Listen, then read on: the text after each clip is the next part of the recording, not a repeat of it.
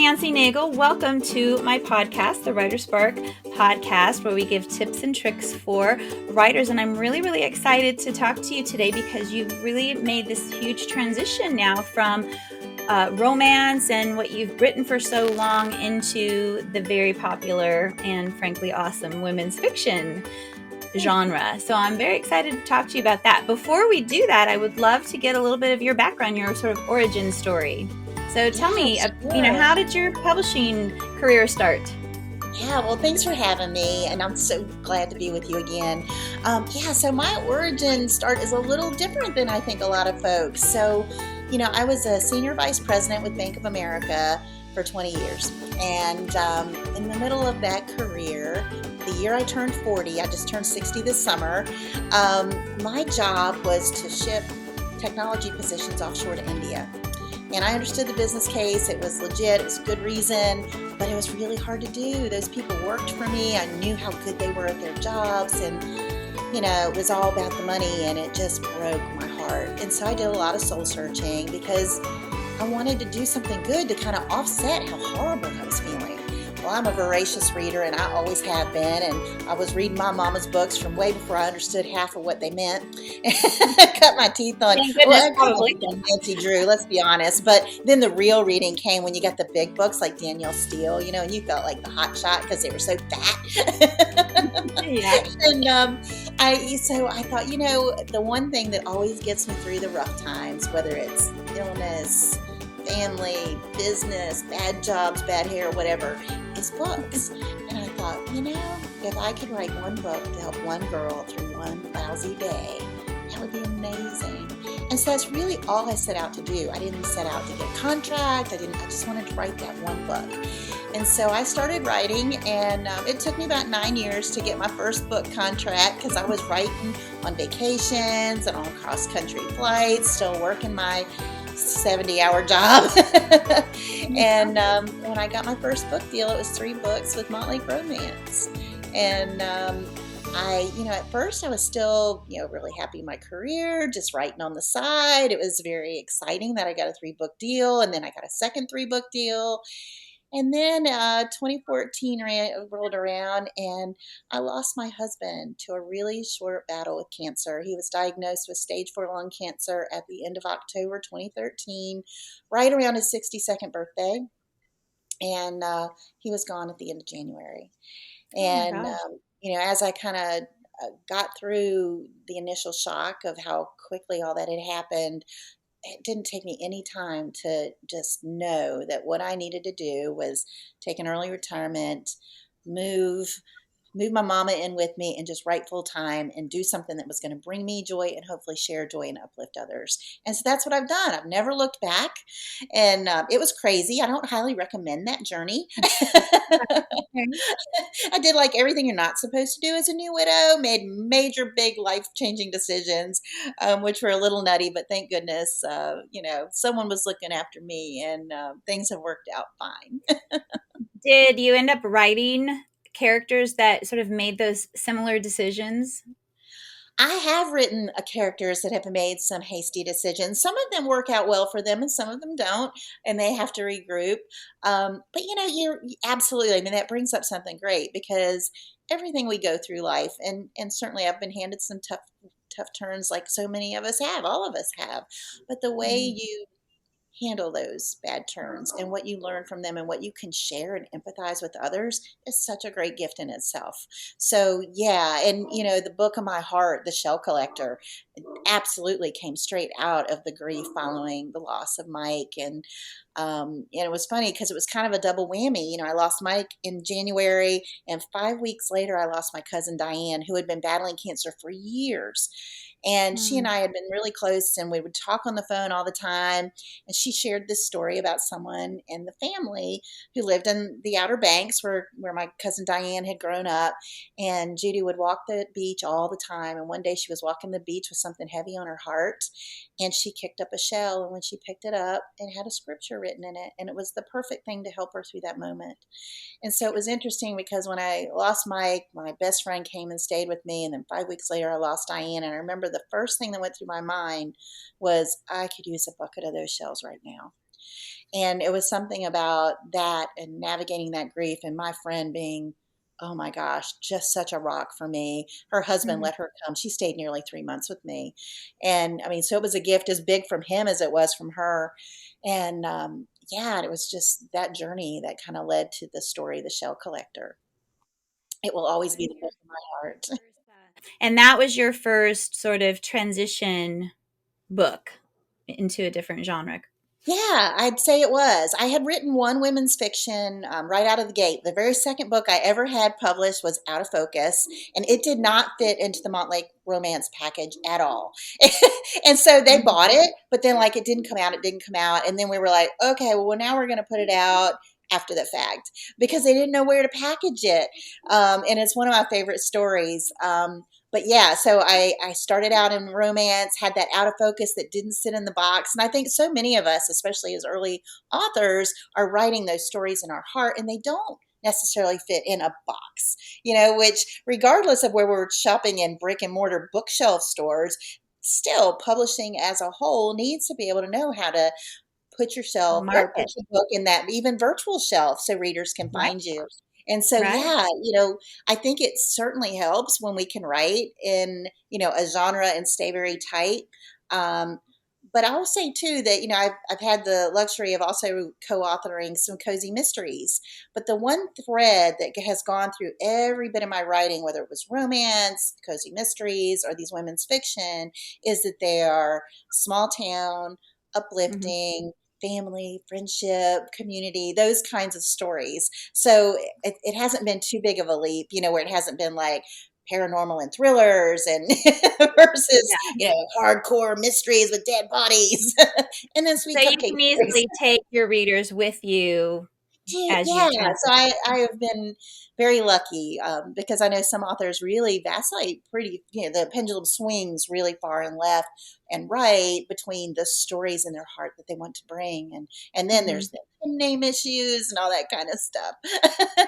Yeah, it's challenging. Well, I want to say I'm just so sorry about your losses. Oh, thank That's I can't you. even imagine. It's so difficult. But I'm glad that you have had your craft in writing and have been able to sort of channel, some of what you have gone through into Uh, books that, resonate with readers, and that's beautiful. yeah, yeah, absolutely. And I've really just, stumbled into such a huge community of other women that have had similar circumstances or even who haven't, but that have we've uplifted each other. And that's just given me so much strength. Yeah, it's a Yeah. blessing.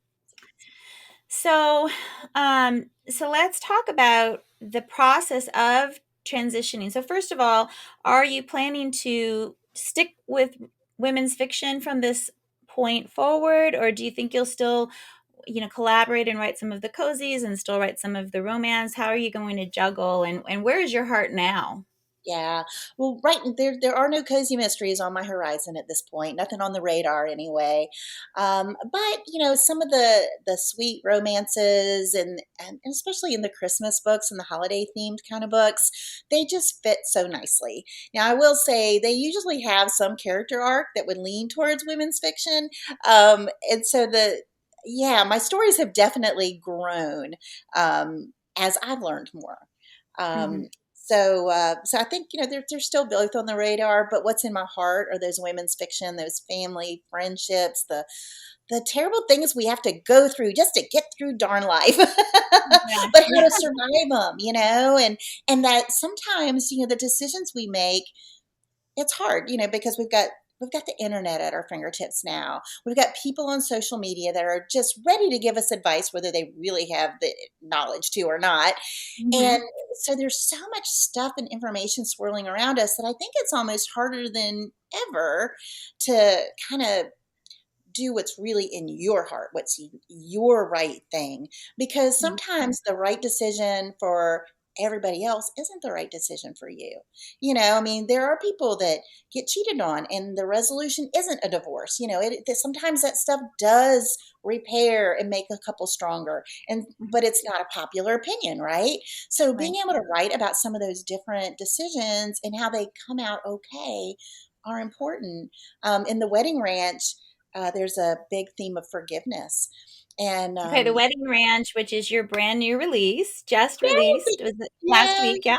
Yeah. it did, in a Congratulations. sea of red and green. And where normally I would have Christmas books coming out, I've got a book that has Mhm. nothing to do with Christmas. And actually doesn't have that much to do with weddings. I mean, there are a couple weddings, and the setting is a wedding venue, but the story is really about people navigating grief, navigating divorce, not looking for love, but finding this new kind of love, and forgiveness is a big thread in that. Where it's funny that we can forgive friends or people we don't know too well for lots of things, but sometimes family is the hardest to forgive. And so there's an interesting thread in that story about family and forgiveness, and actually being able to kind of step back from maybe your own emotion and Mhm. understand somebody else's emotion and what they need from you.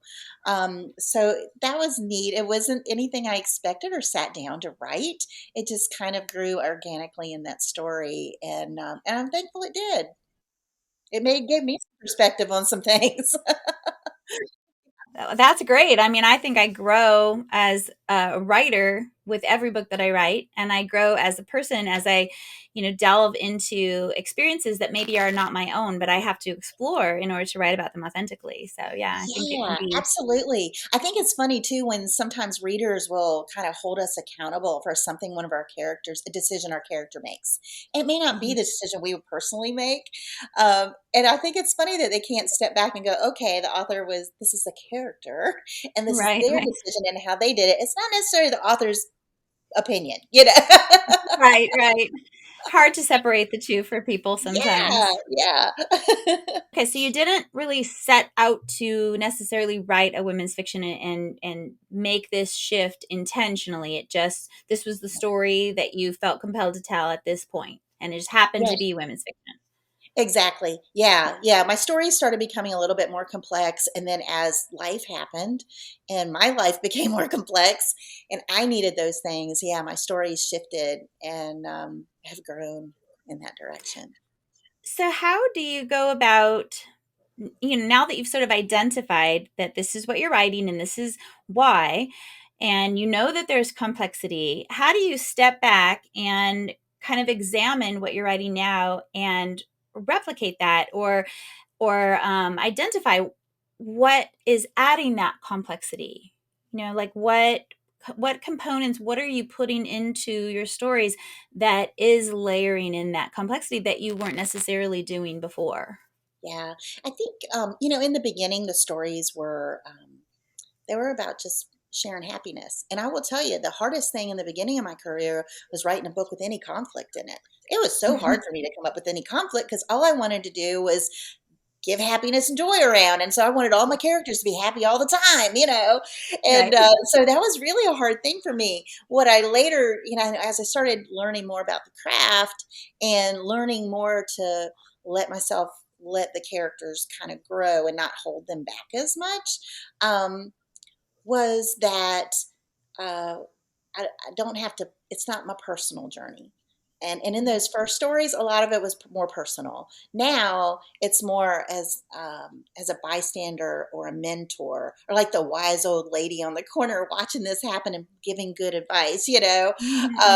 Yeah, you kind of have to make yourself vulnerable in that way, right? You kind of have to let the reins go, know that maybe sometimes it's not going to be a popular, it might make somebody sad. I used to be really worried about having any topic that might hurt somebody's feelings or Hmm. make somebody emotionally feel sad. I lost my brother 17 years ago, and watched how sad my parents are still today, struggling and grappling with that. Um, but now, I'll write stories that'll have, a parent who's lost a child or, adult child or whatever, and not be quite as afraid Hmm. of triggering something, because hopefully in the story they're going to find different ways to handle it or see that people came out on the other side. So So, with your romance novels and even with the cozy mystery, I mean, cozy mysteries, obviously there's a dead body and the sleuthing is the framework for the plot. Yeah. right?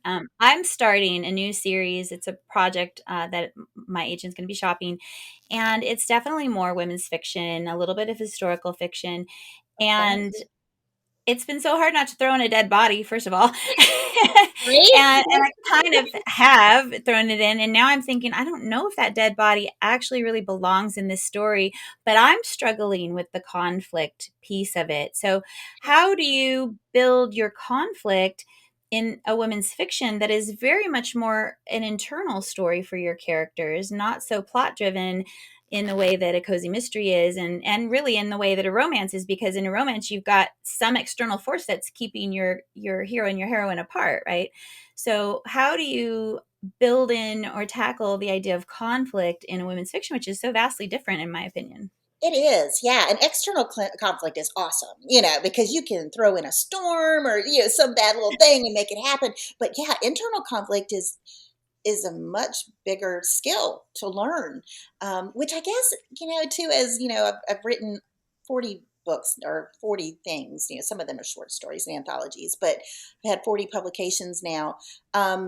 You would think it would get easier and easier and easier, and really it doesn't. It's just like I the know, bar just keeps right? raising, and like you're like, "Ooh, how do you do that?" And some of the stuff, like even when you start talking about doing like flashbacks, and I don't know if that's like kind of like your historical angle in your new women's fiction or not, but that to me is like, "Ooh, how do we do that?" And so it kind of puts your study hat back on, right? And so then I Right.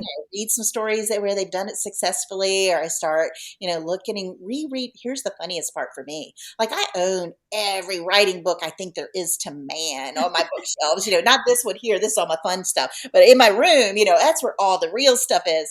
And it's funny because I would pour through them as a new author and pour. And I've always been one of those people who reads to learn.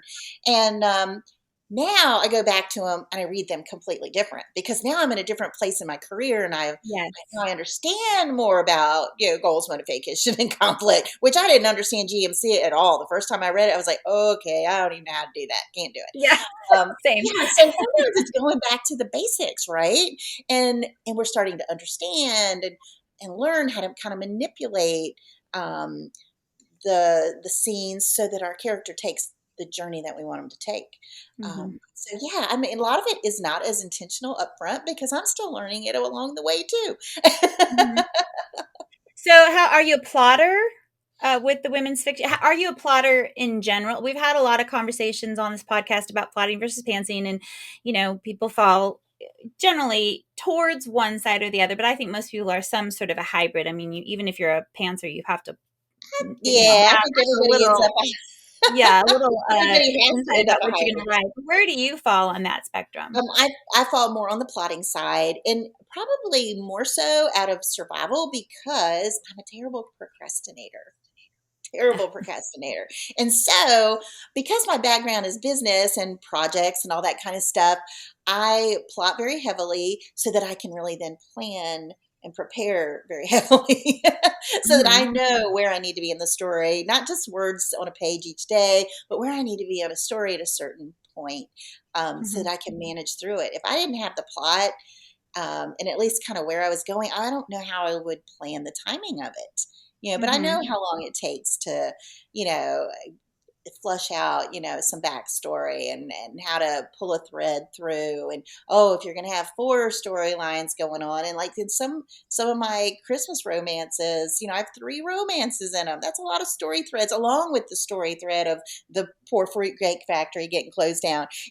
So Right. yeah, I mean, but planning that stuff is really critical to me being able to get done. So yeah, definitely a plotter.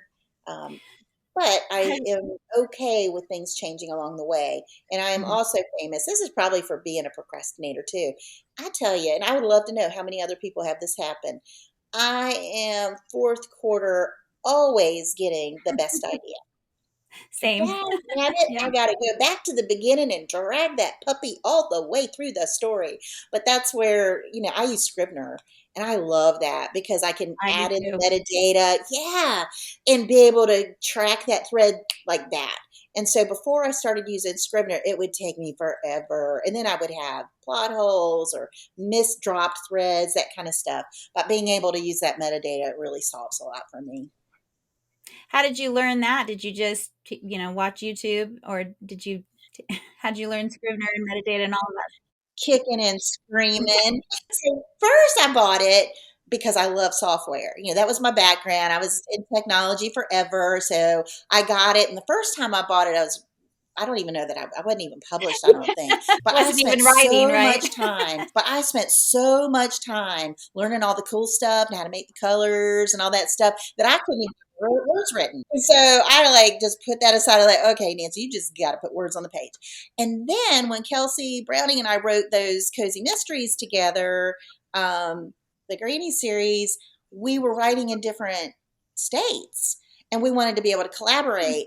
And so she was a big Scrivener user, and she's like, well, we need to use Scrivener. And I was like, oh, kicking and screaming. I hated it. But I did it. And then as we got through, 5 books, 2 novellas using Uh-huh. Scrivener, then suddenly I was like, yeah. Now I'm starting to get it. And once I was using it and not worrying about the bells and whistles, then realizing where those things would Uh-huh. help me became like the tool of my heart.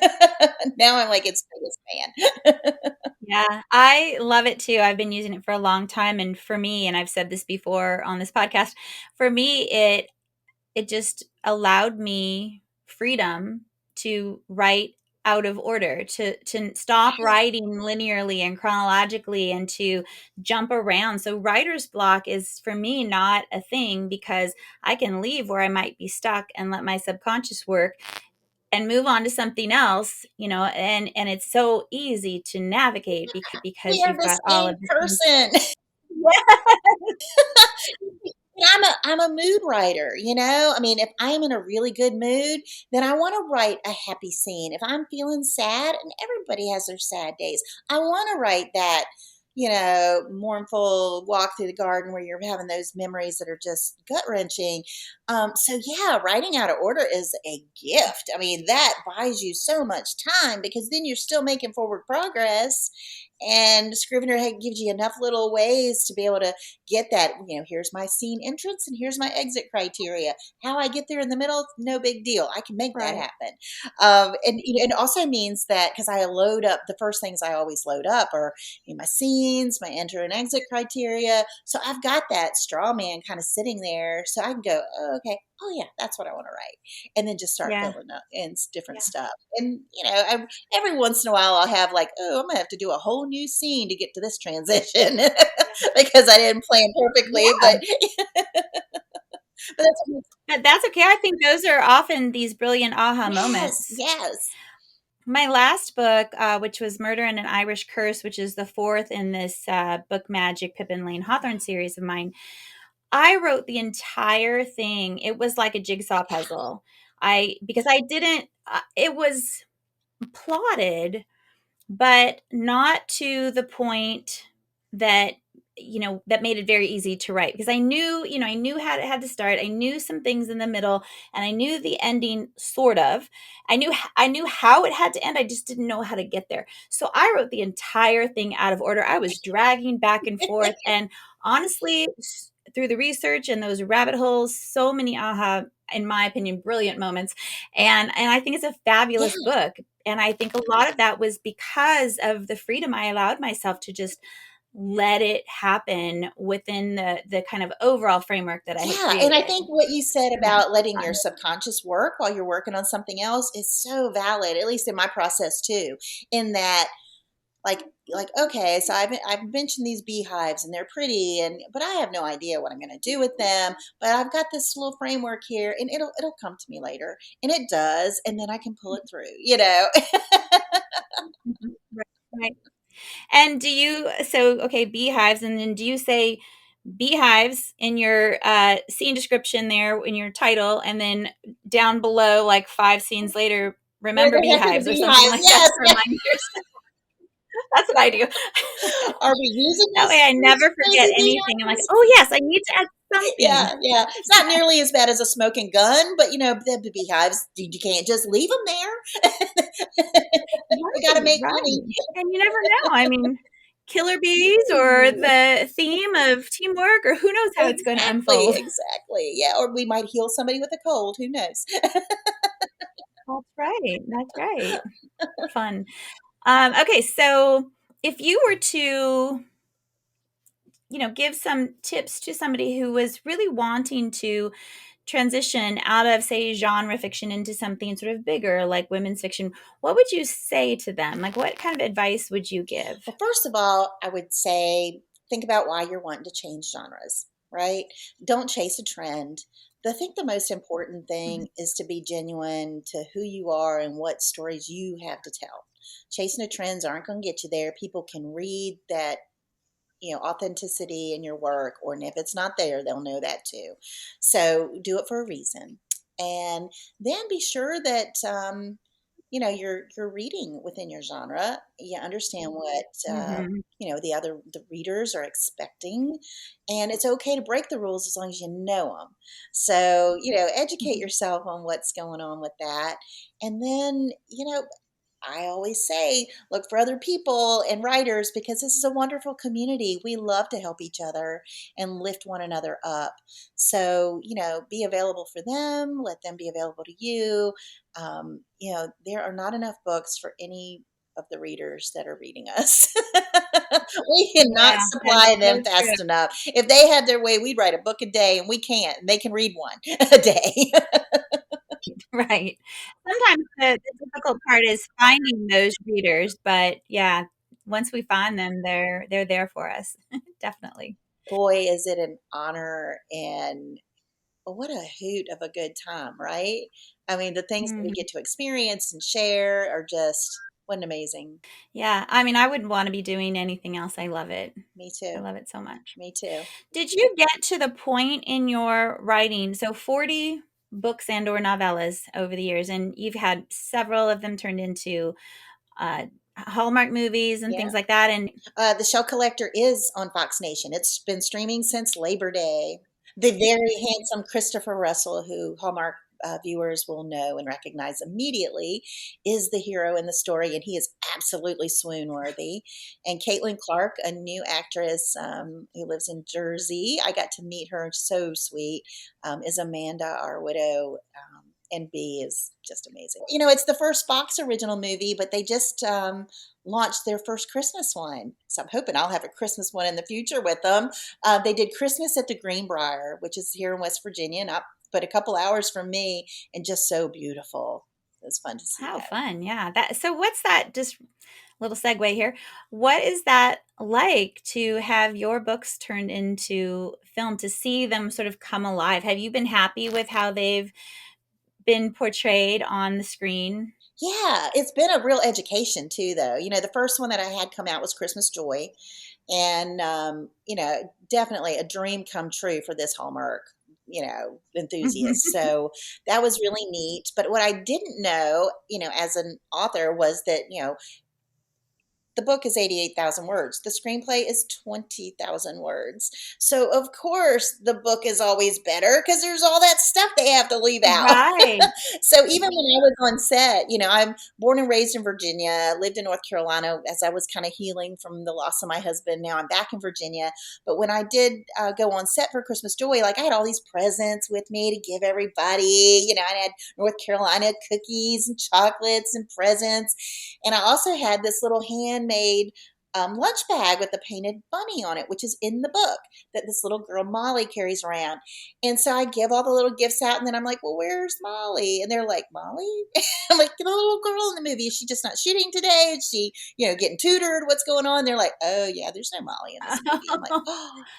Oh, So then Hope at Christmas rolls around, and it's really not a big spoiler, but B is an old woman who owns a bookstore, and she's kind of looking for the angel that's going to take her store forward in the future. And of course, in the book, she passes away, and it's lovely and beautiful. And Bill Abbott was like, "Oh, we can't have B die in a Christmas oh, Christmas movie on Hallmark. Isn't happening." I'm like, "Okay, I get it."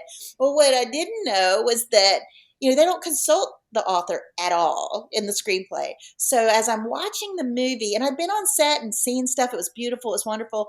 But what I didn't know or see was that they kept Bee alive, but they also pair her up with the mayor at the end. Well, guess what? In the book, the mayor is buying gifts for his wife in her store. So Oh, I'm like, I think I remember okay, so hearing this story.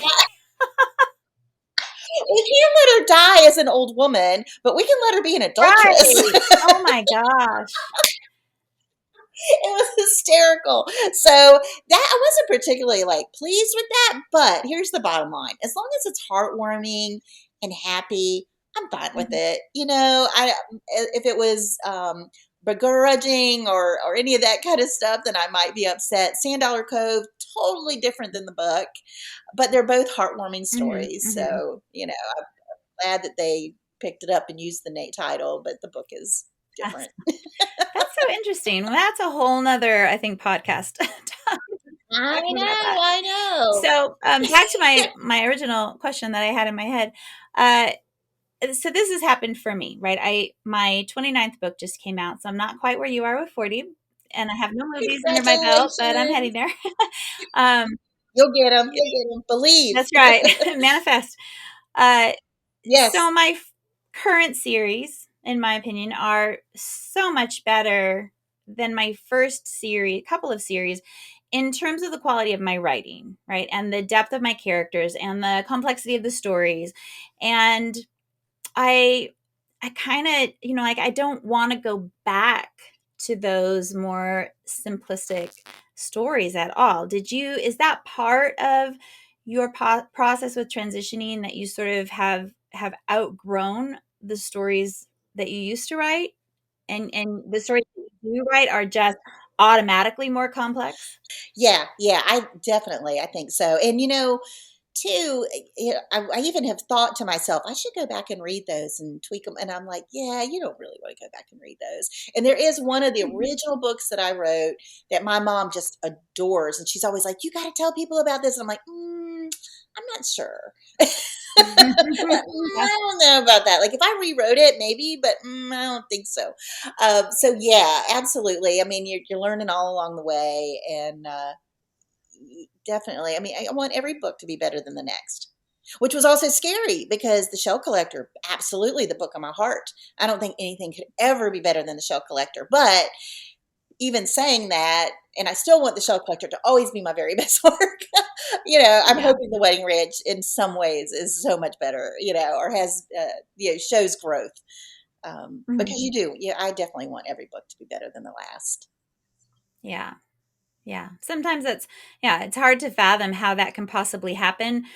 I think one particular series of mine just is so much better than everything else. But then I go back and I read, I got the rights back to a series Yeah. recently, and now I need to go back and read them so I can continue. And I started the first one. I was like, oh, well, this is pretty damn good, actually. you Doesn't know? it surprise you sometimes? Even when I'm reading like the last passes before the galleys and stuff, I'm always like, oh my gosh, I said that Right. really? Which Gosh, I'm good.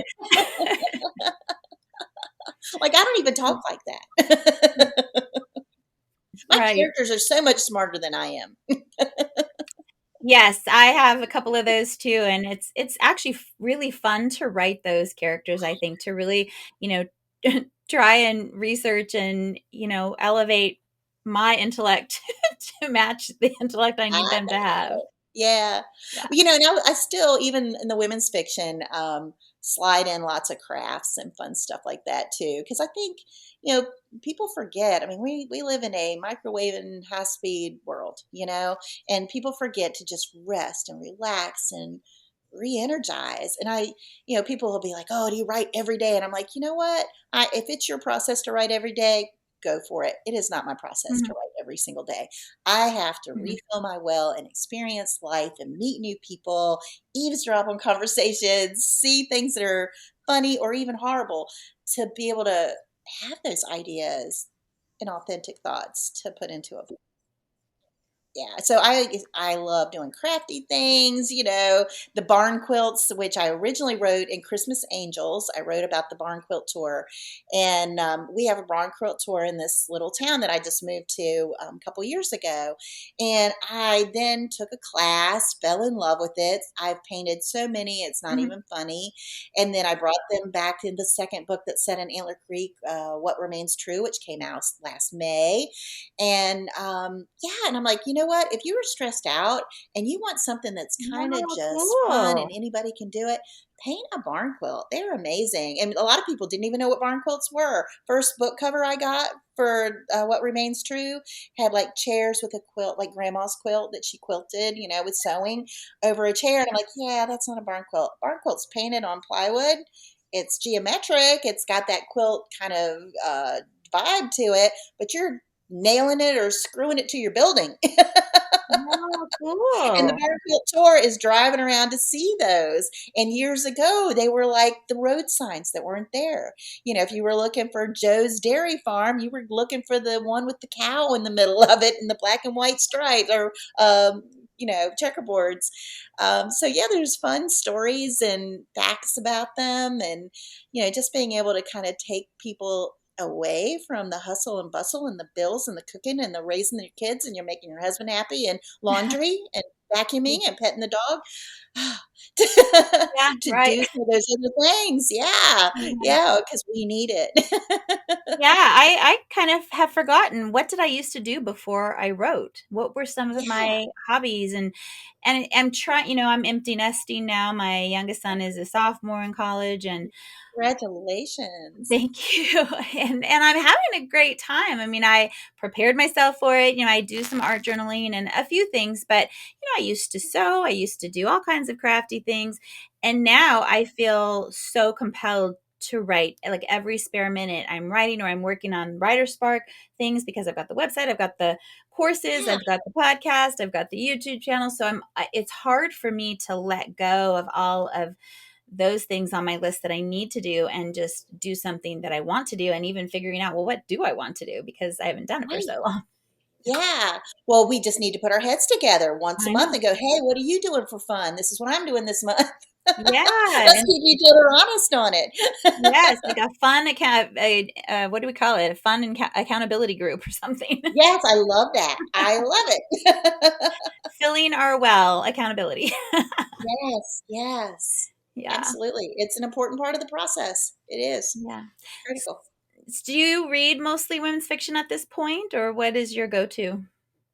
Yeah, I still mostly read women's fiction. I kind of always have. But Hmm. yeah, When even when I I was first, writing romance, I really read more cozy mysteries and women's fiction even when I first started writing romance. But I am yeah, a romantic at heart. Oh my yeah. gosh. All my friends tease me that I live in Nan Land where everything is happy. Um, Yeah. I like to live my life like a Hallmark movie, and if anybody doesn't bring me that kind of joy, I just cut them out. Hey, hey, that's good. You know what you want, you know what you need. So I'm all for that. When I first started, so my first series is kind of a caper PI series. And then my agent, we were talking about what's next. And she says, why don't you try cozy mysteries? I think your voice would be great for that. And I was like, what's a cozy mystery? I had no idea what a cozy mystery was. And so then I did a bunch of research and I figured it out. And so I've written 2 full series of cozy mysteries, but I've never been a huge cozy reader, interestingly. Man, right. Yeah, yeah, and I think my voice just lended itself to, Mhm. sweet romance. So I wrote 2 romances too. Well, they're romantic suspense novels, and Yeah, they're 2 of my favorite books. I love are them they? so Yeah. much. And these are ones that I've gone back to read, and these are the ones that I'm just turning the pages going, "Oh my gosh, what's going to happen next?" Because you forget. I Yeah, forget oh, yes, what my plots yes. are, and then I'm like, "Oh my gosh, that was really good good writing. I'm so impressed." And I forget how it ended and all of that. But I don't like Right, to live in that sort of darker place. Mysteries right. are fine, and the cozy mysteries really worked because you have all of that sort of off the page, and it's about the mystery. But for my books, which I would say are almost a hybrid between cozy mystery and women's fiction, it's so much about the Yes, characters and the relationships. yes, I love strong female relationships, mothers and daughters and sisters and friends and aunts and yes. you know. Yes. Um, so it's been I loved those books, but I just can't go back to that, even though I wrote them and I think they're great, you know. So it's a lot of it is, I think, experimenting and, you know, we're all on our own journey and we're going to continue to grow and change. And, you know, I think that if we get bored writing something, then it's time to move on. And Well, so yeah, my and I think process has too. been, you know, PI caper, which I am going to go back to, Yeah. cozy mysteries, and then my latest is more of a paranormal traditional series with some paranormal and cozy elements. And now I'm going into this women's fiction with some mystery elements. So it's this whole entire Yes. process. We seem very similar in that respect, that we're on Yeah, these I think sort of so.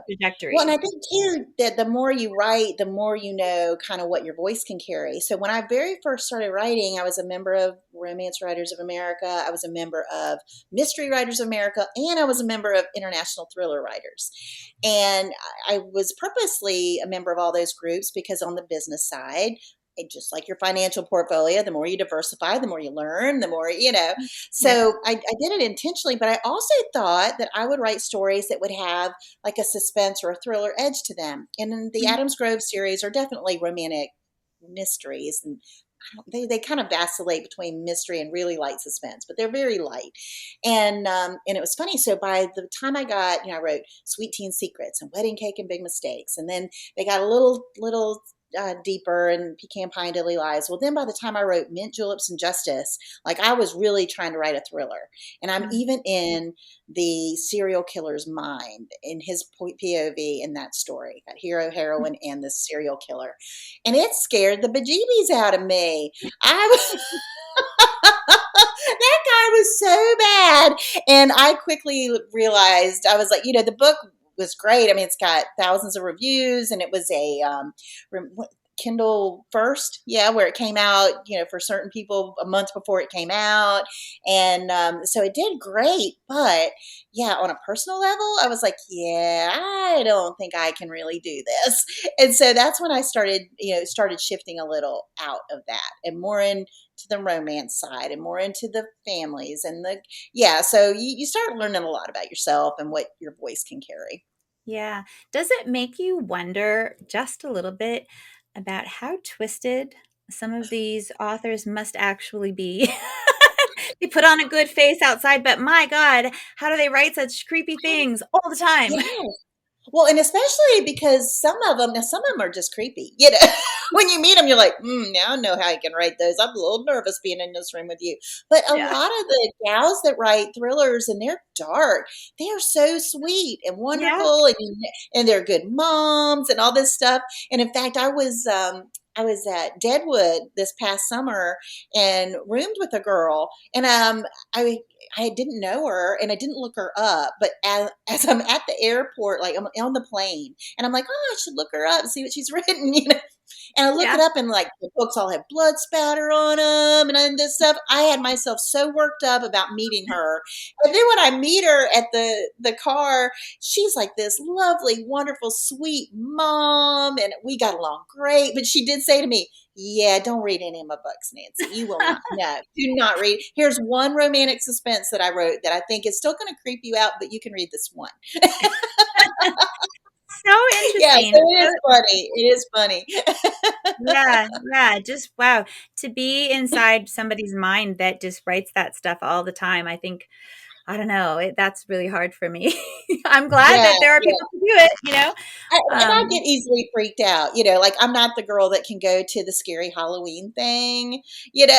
I can't Me neither. watch like, you know, the haunted forest and people jumping at you. Oh no, I cannot do that. Mm-mm. Blair Witch Even Trials, watching some of never. those What was scary that? Blair movies, Witch? I'm like, Never, no, yeah, never saw it. oh no. Never watched Mm-mm. any of those movies. My kids are always, "Come on, mom, come on." You Oh know, my gosh.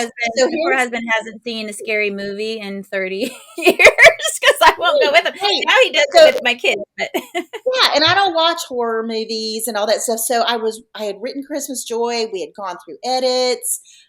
We were in the final pass, and the girl who was doing the proof editing sent a note to my editor and I and said, did you know that this town, Crystal Lake, is where like I think it was the Halloween or the Friday the 13th movies is set. And Oh, I'm like, really? no. So suddenly, Christmas Joy, we had to go all the way back through it and change everything to Crystal Falls because Yeah. I had no idea. And my editor, she doesn't watch that stuff either. We had no idea we were setting a town that was filled with, horror Horror. references. Oh my That God, was that's not even hilarious. nearly the same kind of red and green Christmas. That's hilarious. Well, I guess at least it was discovered before. I know, wouldn't have that? I Snap don't think it up. ended up on Hallmark. So I have a novella called Mission Merry Christmas that is like a sweet nugget of a little read. I love it because you can read it. You have time to read this one. Like you'll get Yeah. through it in an evening. It's like 25,000 words, I think, but it's really fun. And I don't have very many Christmas books that don't have a white Christmas, but this one is set in the islands. And Oh, I have a sports interesting. therapist who's down there to help a baseball player who tweaked his knee and is a big old bah humbugger. And they end up putting on kind of a faux white Christmas in the islands for his nephew. And the paperback even has templates for snowflakes and how to do the make crystals on your snowflakes so they look pretty and shiny when you hang them Oh, up. how It'd be a fun fun. thing to do with the kids. Yeah. So I had a ball writing that, and I'm already actually working on the screenplay for it because I think it would make a great little Hallmark or whatever, any of those 14 networks that now have Christmas movies.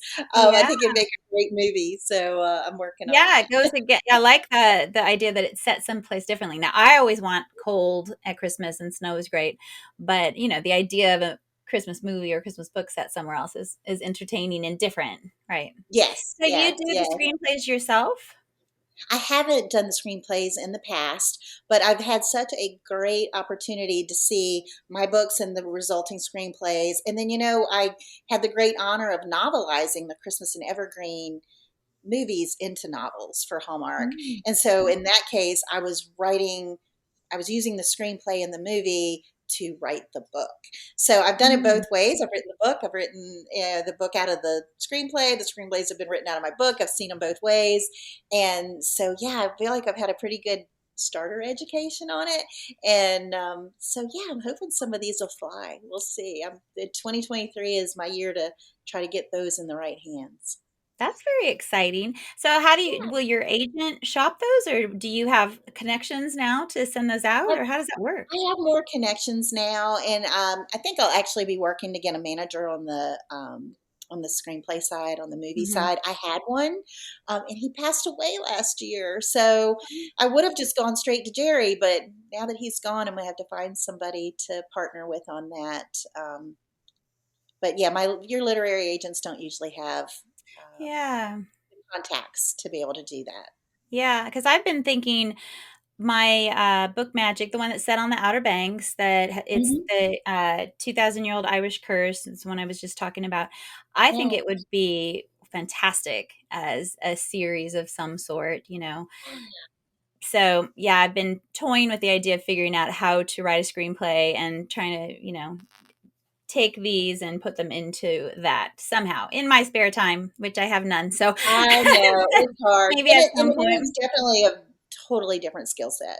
Right. When we're writing the novels, we're building the world. We're drawing those pictures in people's minds and giving them the smells and the feels and the colors and the temperature, all that stuff. And we don't do any of that in the screenplay. Like, That's up to the figuring it actors and all the out. directors. Yeah.